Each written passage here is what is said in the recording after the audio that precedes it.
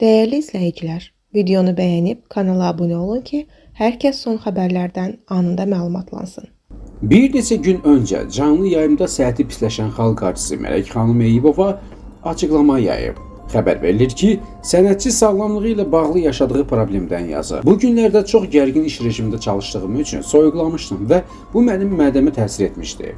Dünən düşündüm ki, yaxşı olaram. Məsuliyyətindən dolayı dünənki buraxılışı Xəzər rayonunda keçirilən muğam müsabiqəsinə qatıldım. Lakin müsabiqə başlayandan 15-20 dəqiqə sonra ürəkbulanma məni orada sona qədər əyləşməyimə imkan vermədi. Buna görə də zalı tərk etmək məcburiyyətində qaldım.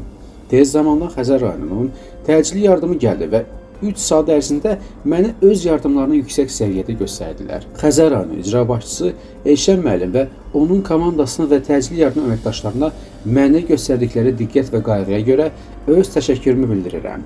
Mənim üçün narahat olan, maraqlanan hər kəsə öz təşəkkürümü bildirirəm. Qeyd edək ki, muğam müsabiqəsinin canlı yayımında Mələk xanım Eyübova efiri tərk etməli olmuşdu.